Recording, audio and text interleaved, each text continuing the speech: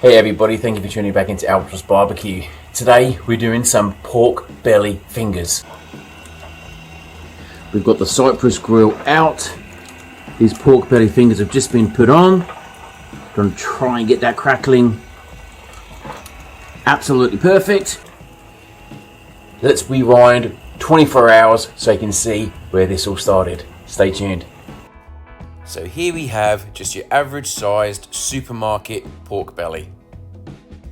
These things are usually vacuum sealed, which means that you get to keep quite a bit of moisture within the packaging. That's probably the first thing that I would look to change next time. As you can see, I'm really trying to take a lot of the excess liquid off of the skin because I want to dry it out. Usually at the butcher's, you'll get a much better quality piece of meat. All I'm doing here though is trimming away at the excess fat.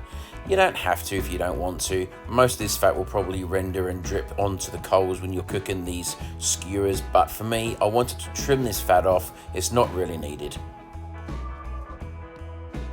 There's some skin hanging over the sides, so I decided to trim these up just to shape it up a little bit better. Now there's a few ways that you can try and get the moisture out of the pork belly skin. Firstly, I've got a jacquard here. All the jacquard is going to do is poke a number of small holes within that skin. But if you don't have a jacquard, that's okay. There's a couple of other options that you can look at as well. Just get yourself a sharp knife and you can poke a number of little holes in like this, or you can just simply score the piece of meat, skin side obviously, to try and draw some of that moisture out.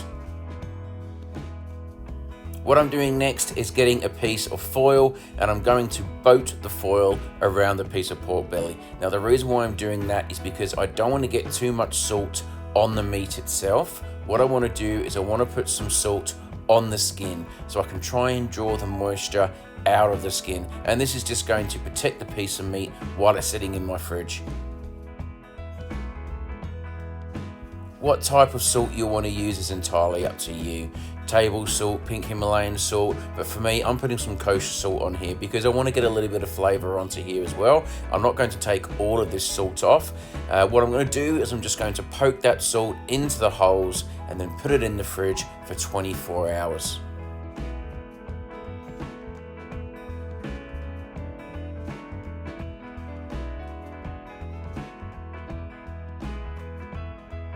The pork belly has been in the fridge now for just over 24 hours. We've been trying to draw the moisture out as much as we can. Let's go and slice it up, get some flavouring on there now, get this thing on the pit and enjoy some dinner in about an hour to an hour and a half's time. As you can see, the skin has changed colour very slightly and the salt itself certainly looks like it's taken on a little bit of moisture and I can feel that it's a little bit harder, so that's a good thing. However, I probably would have left this in the fridge a little bit longer, maybe even up to 48 hours to really try and draw more moisture out, and you'll see why a little bit later on in the video.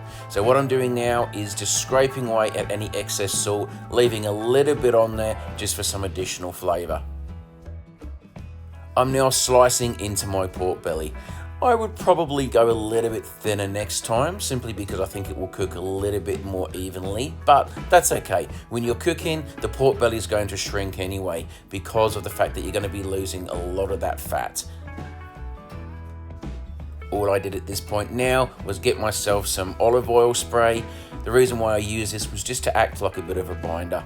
The meat itself was a little bit dry given the fact that it's been in the fridge for 48 hours, so I just wanted something to help the rub stick to the meat. And what I'm using is some granulated honey as well as a beautiful rub called Three Little Pigs, which is very sugary based, it's sweet, it's tasty, works absolutely beautifully with pork.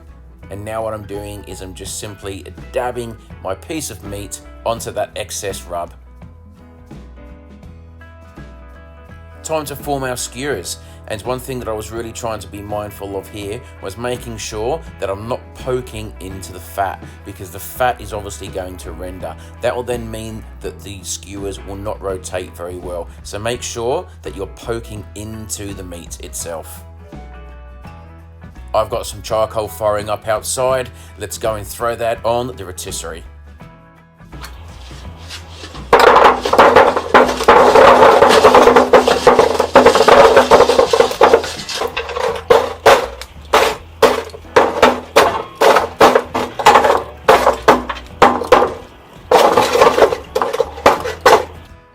I'm throwing in just a few pellets here just for some additional smokiness, and I've also made sure that I've raised the skewers up as high as I can. This thing is super hot, so you got to be careful that your pork belly doesn't burn, and it does a little bit at the end. So my next thing that I would do a little bit differently is probably put a little bit less coal onto the rotisserie itself.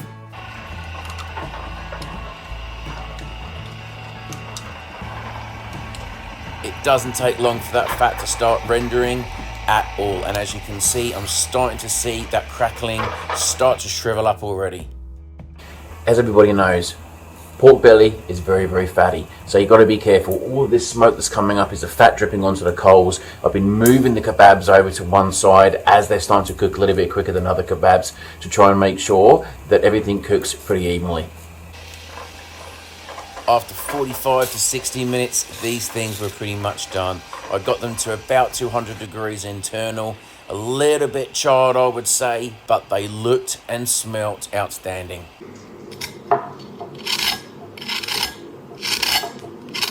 Okay, let's say it was well charred, but that's okay, you live and learn. I still think this looks bloody awesome. Let's give it a taste test.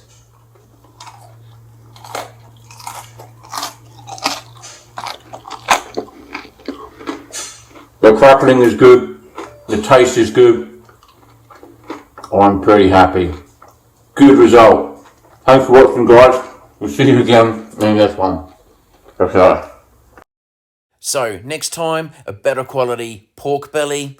I would also allow the moisture to come out of that skin for up to 48 hours, and I would probably use a little bit less coal as well to try and avoid that extra char or burning on the pork belly skin. But that said, it was crispy, it was tasty, my son loved it, there was none left.